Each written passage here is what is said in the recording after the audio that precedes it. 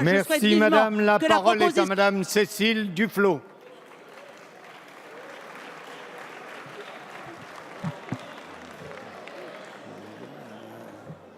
Monsieur le Président, au nom du groupe JCE, je voudrais remercier Madame Coutel pour sa question et la ministre pour sa réponse. En effet, je pense que sur cette question, beaucoup pourraient s'interroger et réfléchir et trouver les meilleurs moyens de répondre à une situation qui nous touche, femmes et parfois hommes, douloureusement.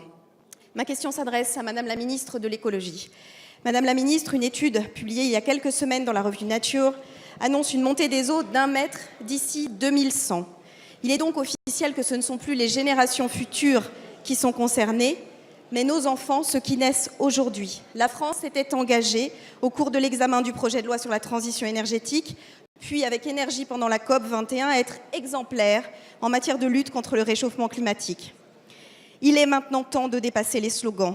Nous apprenons hier qu'en 2015, les émissions de CO2 de la France ont encore augmenté de 1,7% selon les estimations d'Eurostat. Or, au moment même où était votée la loi d'interdiction de la fracturation hydraulique, 2 de nos champions industriels, dont un majoritairement détenu par l'État, Total et EDF donc, investissaient avec un opérateur belge 1 milliard d'euros dans un terminal méthanier à Dunkerque, visant à accueillir du gaz liquéfié, notamment du gaz de schiste. Chacun sait que le gaz de schiste contribue davantage au dérèglement climatique. Comment donc expliquer que nous en acceptions l'importation alors que nous refusons la fracturation hydraulique? Il s'agit plus qu'un paradoxe, c'est une faute et une menace sur notre avenir. J'ajoute que dans le même temps, la France ne tiendra pas ses engagements européens en matière de développement des énergies renouvelables. Alors, Madame la Ministre, au-delà des paroles et des promesses, pouvez-vous nous donner votre position et celle de votre gouvernement sur le fait que les Françaises et les Français, sans le vouloir, devront pour certains consommer du gaz de schiste destructeur pour l'environnement? Merci madame Duflot. La parole est à madame Ségolène Royal, ministre de l'Environnement, de l'Énergie et de la Mer. Oui, Madame la députée, la France, comme vous le savez, s'est dotée d'un modèle énergétique exemplaire et nous l'avons fait grâce à des débats parlementaires exemplaires également, tant à l'Assemblée nationale et au Sénat, et cela pour accueillir la COP 21 dans les meilleures conditions. Ce modèle énergétique, vous le savez, prévoit la diminution de 30% des énergies d'origine fossile d'ici 2030 et nous sommes en bonne voie puisque vous le savez, nous connaissons une montée en puissance des énergies renouvelables grâce à tous les appels à projets qui sont lancés, notamment dans le solaire, dans l'éolien. Je pense en particulier à l'éolien en mer.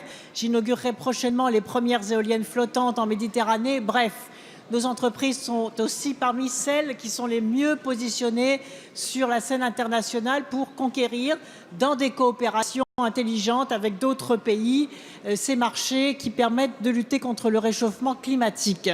Vous m'interrogez sur un sujet plus particulier, celui des importations de gaz. Contrairement à ce que vous avez dit, il ne s'agit pas d'importation volontaire de gaz à effet de serre, puisque le gaz importé est un gaz liquéfié qui est mélangé à du gaz conventionnel. Il y a, c'est vrai, dans ces contrats que j'ai regardé de près, entre les sociétés EDF et Engie avec un producteur américain, 40% de gaz d'origine, gaz de schiste, dans ce gaz importé.